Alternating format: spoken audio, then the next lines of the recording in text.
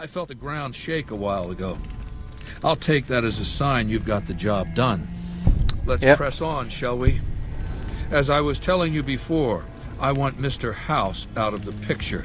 You have an interest in his death, too.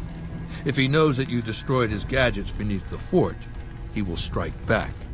You know where to find him. How he dies, I leave up to you. Alright. So, before I do all that, I have some questions to ask you. What did you want to know? So, let's start from the beginning. Why is Caesar's Legion so strange? I used Imperial Rome as the model for my Legion precisely because it was so foreign, so alien.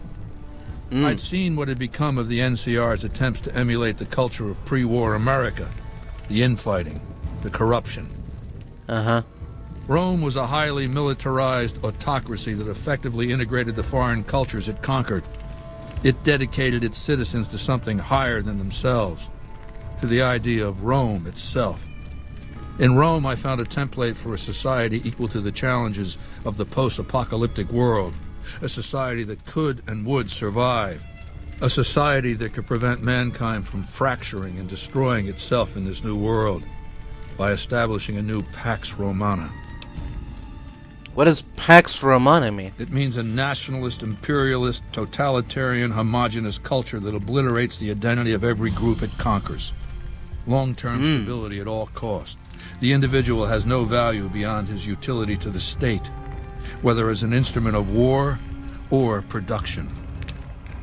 I see. So you're saying that you'll destroy the NCR because you hate its inefficiencies? No. I'll destroy it because it's inevitable that it be destroyed.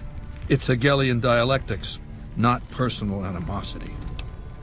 Hegelian dialectics? What are those? How do I put this basically enough?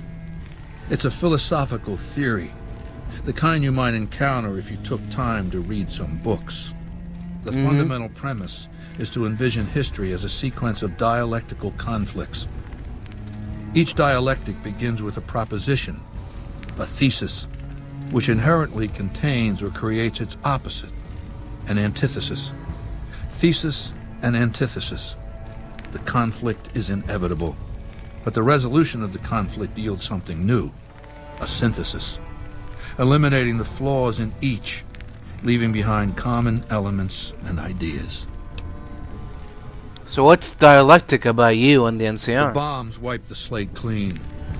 Human civilization descended to a level of ignorance that effectively set our cultural progress back to zero. The NCR has all the problems of the ancient Roman Republic. Extreme bureaucracy, corruption, extensive senatorial infighting. Just as with the ancient Republic, it is natural that a military force should conquer and transform the NCR into a military dictatorship. Thesis and antithesis. The Colorado River is my Rubicon. The NCR Council will be eradicated, but the new synthesis will change the Legion as well, from a basically nomadic army to a standing military force that protects its citizens and the power of its dictator. Alright, let's talk about something else. What else did you want to know? So how did you rise to power? Ironically, I was born a profligate myself, a citizen of the NCR. My family lived not far from the Great Boneyard. After raiders killed my father, my mother sought the followers' protection. I was 2 years old. She found work at their library, cooking and cleaning. I learned how to read, and soon I was taking courses, free of charge. You are a follower of the apocalypse. Oh yes, raised in that tradition. And the teaching stuck. I was taught it was my responsibility to bring the torch of knowledge to the waste. I may have taken the torch part more literally than they intended. Right. So what changed you from a follower to a dictator? When I was 20, the followers sent me east to Grand Canyon. It was my first expedition. Just me and a physician named Calhoun. As an anthropologist and linguist, my assignment was to learn the dialects of the Grand Canyon tribes. What a fucking waste of time.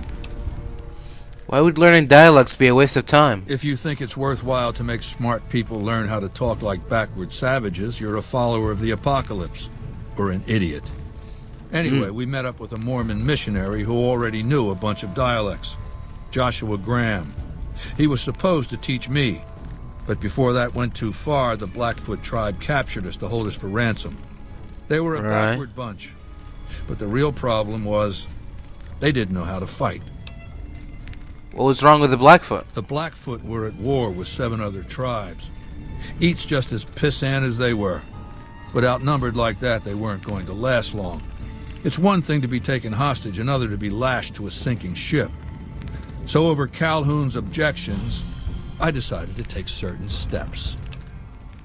And what steps did you take? I taught them how to use the guns they already had, how to strip and clean them, how to breathe when pulling a trigger, how to reload ammunition. They looked at me like I was some kind of a sorcerer. So I taught them how to make explosives and started drilling them on small unit tactics. If there's anything I learned as a follower of the apocalypse, it's that there's a lot of good information in old books. And what happened after you trained the Blackfoot? Divide et impera. Divide and conquer. I led the Blackfoot against the Ridgers, their weakest enemy. When they refused to surrender, I ordered every man, woman, and child killed. What? When next we surrounded the Kaibabs, and they likewise refused, I took one of their envoys to the Ridgers' village and showed him the corpse piles. This was new for the tribes, you see. They played at war, raiding each other, a little rape and pillage here, a little ransoming there. I showed them total warfare. Like I said, there's a lot you can learn from old books. And what happened to the tribes? Kaibabs joined me, and the Fredonians after that. All the pissant tribes with names that should be forgotten. I knew from the start I'd need to eradicate this plague of tribal identities, replacing them with a monolithic culture, a uniform identity. So that's what I did, once my confederation of tribes was large enough. I crowned myself Caesar and created a single great tribe, my legion. I sent Calhoun, the follower captured with me, back west with a message that I should not be interfered with. Joshua Graham, the Mormon interpreter, stayed with me and served as my first legatus. And since forming the Legion, all you've done is conquer other tribes. That's right. Decades of warfare, absorbing lesser tribes, gathering power, forging the dross into a vast, razor-sharp scythe. My Legion's expansion has never ceased. Much of the Utah and Colorado and all of Arizona and New Mexico are mine. We have cities of our own, but nothing compared to Vegas. Finally, my Legion will have its Rome. Let's talk about something else. What else did you want to know? What is that machine in your tent? It's called an autodoc. As the name suggests, it's an automated physician, more or less. It can treat broken bones, cuts, punctures, scrapes. Sometimes I bestow its use upon someone I favor. Makes for a powerful gift in a culture that forbids painkillers and is largely ignorant of medical science. Alright. I have some questions to ask you. What else did you want to know? So, what role will regional powers play in the conflict? I've analyzed the region's tribe to determine how they might be useful. I may tell you more at a later time, if it suits me. Alright, let's talk about something else. What else did you want to know? What do you think of the NCR? Do you want my opinion as a former citizen or future conqueror? Actually, my opinion's the same either way. As a young man, I was taught to venerate President Tandy of Shady Sands, the founding mother of the new California Republic. Did you know her presidency lasted 52 years? And that her father, Aradesh, was the Republic's first president? Does that sound like a democracy to you? Or a hereditary dictatorship? Well, President Tandy was voted into office each time, wasn't she? Because the council didn't dare oppose her. She was too popular. She had the people's love.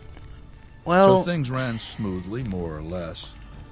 And as soon as she was gone, as soon as there really could be democracy, what happened then? Ever since losing its queen, the NCR has been weaker, more diffuse, Democracy has been its weakness, not its strength. How is the NCR weak? Greed runs rampant.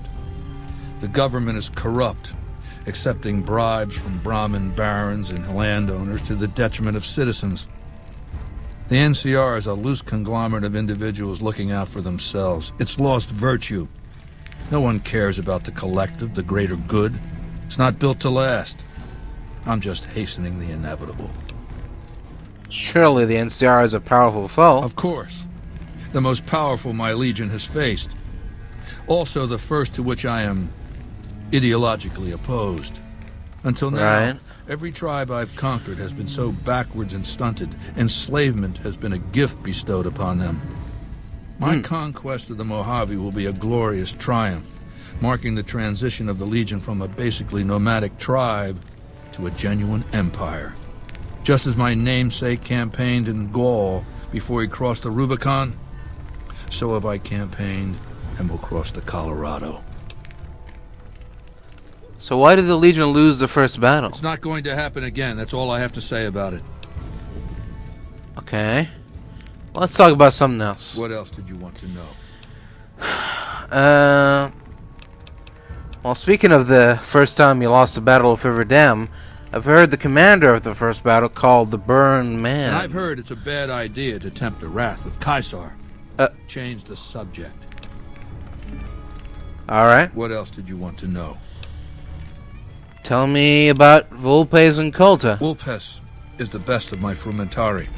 A remarkable individual from an unremarkable tribe south of the Utah.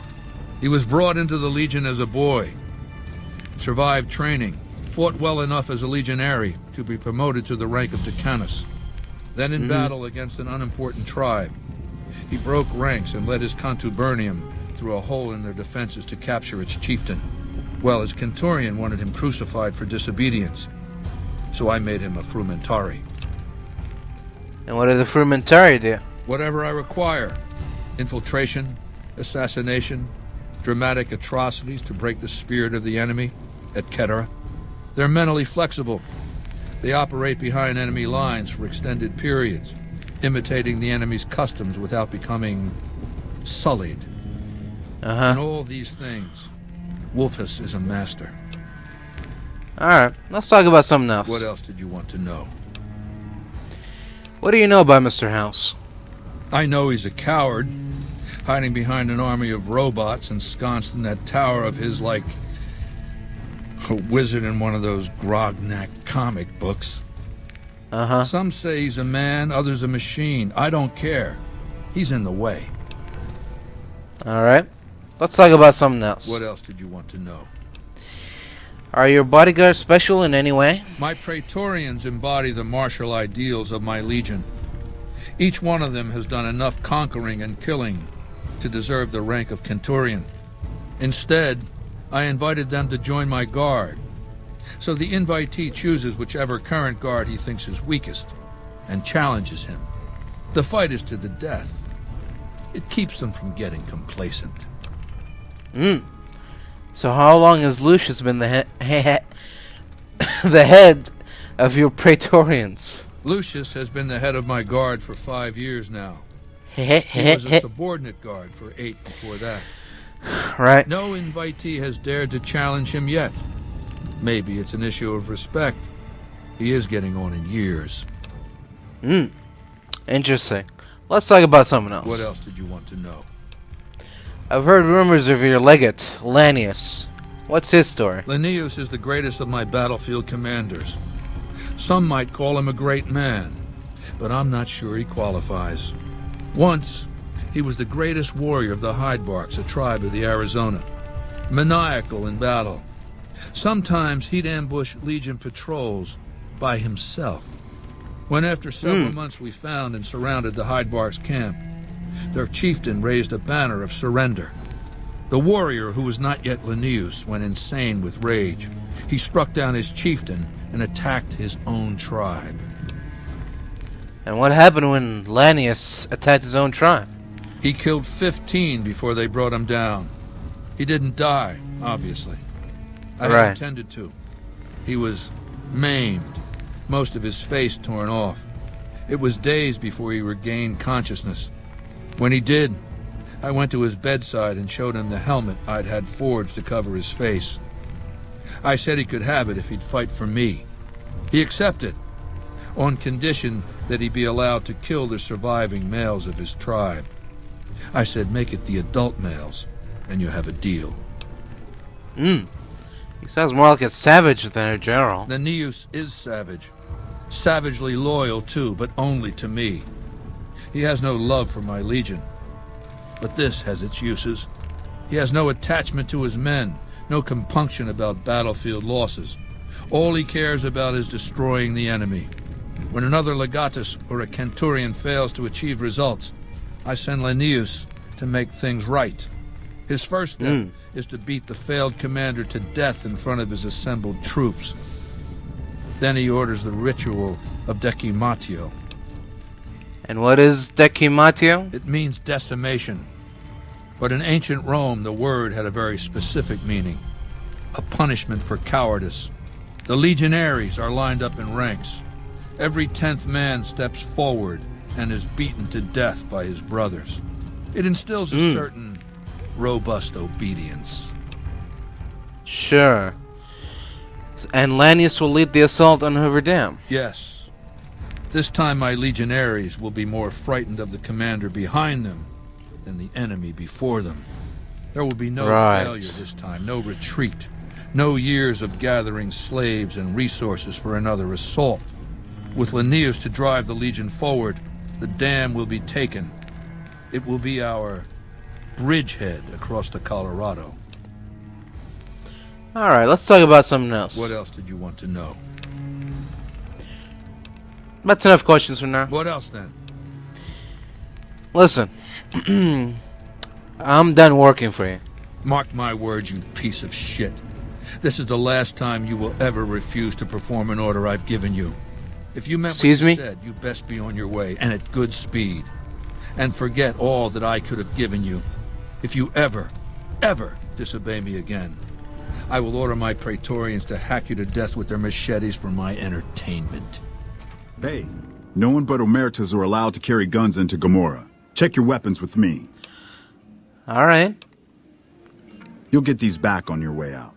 Well, what do we have here, huh? Let me guess. You've heard about the mistress who makes all your fantasies come true. So you followed the call of your desires, all the way to the arms of Joanna. Moi. Now that you've found me, I wonder, do you have what it takes? I always have what it takes. Oh, confident. I like that. So, what do you want to do with what you've got? The better question is, what are you going to do with it? Oh my, aren't you something else? I guess you'll have to see for yourself what I can do, huh? Consider it on the house, honey. Lead the way. Follow me, hun. Come here, baby, I'm all yours. Are you ready to be all mine?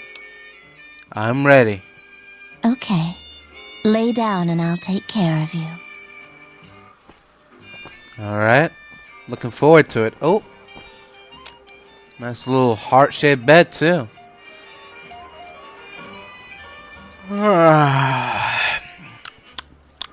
Hey. Come here, baby. I'm all yours. Are you ready to be all mine? No, not yet. I'm not ready for round 2. All right, honey. What do you want to know? Well, I'd like to know more about you. Yes. I don't want to, I don't want to sound too personal, but contracted pupils, involuntary spasms. Med-X kills quickly, Joanna. I can help. I didn't think it showed. I guess that it's worse than I thought. What's happened to you? I don't know what's happening to me. I can't feel a goddamn thing anymore. Empty and poisoned like the wasteland. I'm afraid I won't make it out of here. Not without Carlitos. If the Med-X doesn't kill me first, Caccino or another Omerta will. I look pathetic, huh? The great Joanna.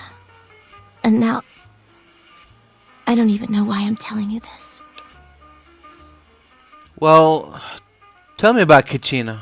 He's a filthy monster. I've been with perverted men, but Caccino's done things to me that even other Omertas would also want to kill him if they knew what he does. He's broken so many of their rules that I don't know how he still breathes. And what's the murderer's role in Gomorrah? They run the place as a center for all their dirty scams and extortions. Gambling, sex, drugs. They'll use whatever works to exploit your weaknesses. Hooker, customer, it doesn't matter. Everyone here's a pawn to the Omertas, playing and dying by their rules.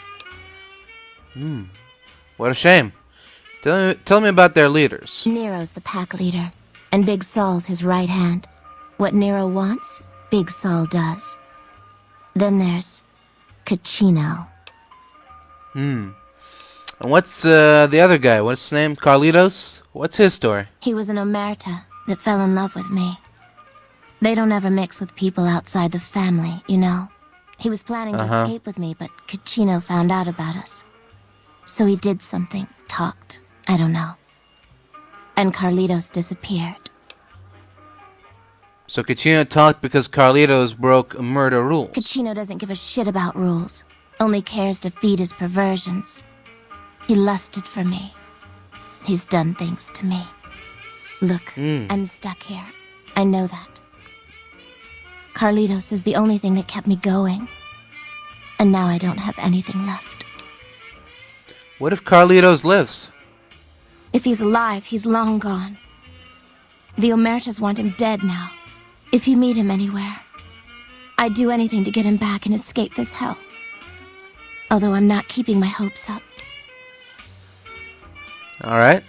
If he lives, I'll find him for you. Hun, nobody's given me a free thing before. What's it going to be for you? Caps? Sex? Straps? What? Well, I already had one of those things, so... nothing. I'll just find him for you. What? Are you serious? Yep. Well, I'm not complaining, hun. Thanks so much for your help. Hi, honey. I'm Dazzle. What can I do for you? Or to you? Every night's ladies' night here. You, ever spend time with a trooper named White? Yeah, he used to come around here a lot. Haven't seen him in a while, though. Why? Well, he's gone missing, and I'm trying to track him down. Any ideas? He used to go on and on about water and the farms east of the Strip. He was talking to one of the farmers named Bascom. Had some problem with NCR. Boring as hell, but it was his money and his time. So I let him talk about whatever. Alright. Thank you, Dazzle. Don't be a stranger. Howdy. Something I can help you with? Howdy there. You work this field? Sure do. Came from the hub on account of the Thaler Act. Farming's decent work, but the whole thing's a bum deal. What's the Thaler Act? Something the politicians back in Shady Sands came up with. They pay us to move here and farm the land. They even protect the fields. And why is this work a bum deal? Bad soil and ration water. It's to be expected around here.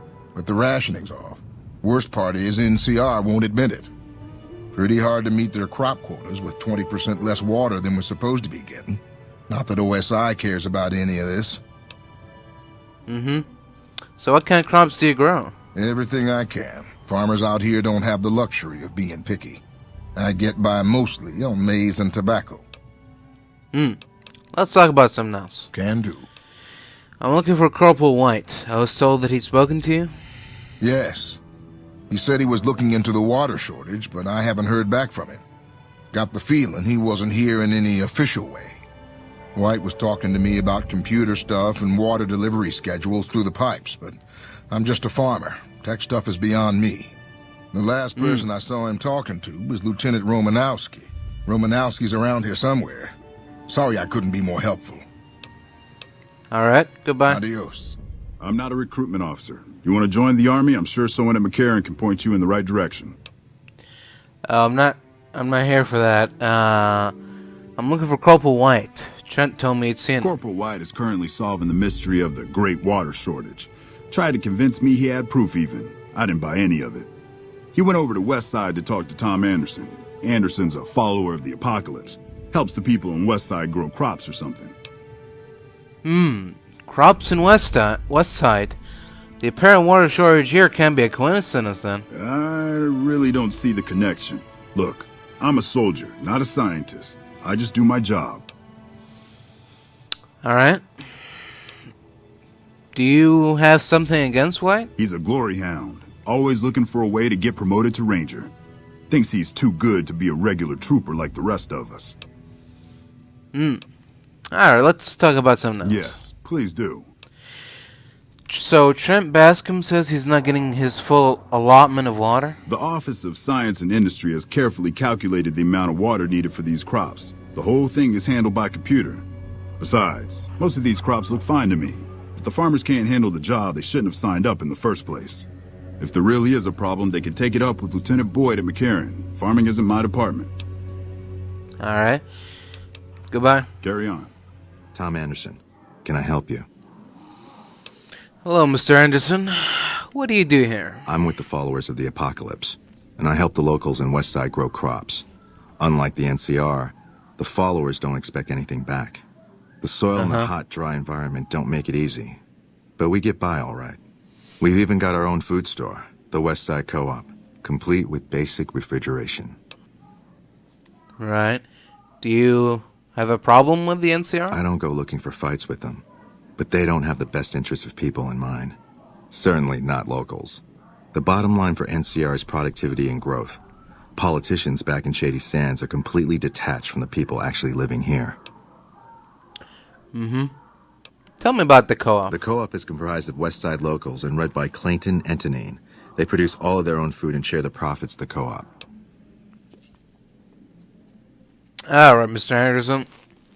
Let me tell you why I'm here. I heard Corporal White came here to investigate a water shortage. No one by that name has come here, I'm afraid. You must have heard wrong. You can ask around if you like. They'll all tell you the same thing. It was easy to figure out that the NCR water shortage points to you, Anderson. Save me some time, will you? Fair enough. Since you seem to have pieced it together, I won't insult you by denying it any further. I killed Thank Corporal you. White to protect West Side self-reliance. It was rash, and I regret it now. We don't have money to pay for the water, so I rigged a pump station to divert water to the local cisterns from time to time. Well, I'm sorry, but you need to answer for your crime. I'll surrender on one condition. You protect West Side's secret. Without that water, this community won't survive long. I'll say that White and I had a falling out over a woman. A crime of passion, if you will.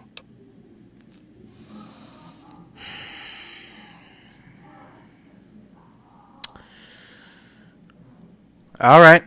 Alright, Mr. Anderson. You have a deal. Thank you. I won't make any trouble when they come for me. You're back. Hello. I have an update on Corporal White. I've already talked to Anderson, actually. Came in, confessed, and gave you credit for the whole thing. Is First that time right? I've ever seen anything like that. It was like you'd done him some huge favor. I gotta hand it to you. This Dazzle must be some girl. But you... Yeah. I owe you for this. You saved me a lot of work. And I'm sure Corporal White's family will be grateful to at least get some closure. The MPs keep a bunch of junk around that's confiscated off of people who decide to screw with us. I haven't Right. really sorted through it, but go ahead and see if there's anything you can use in there. We keep it in a trunk across the hall, by the prison cells. Alright. Goodbye. Yep. See you around. Yep.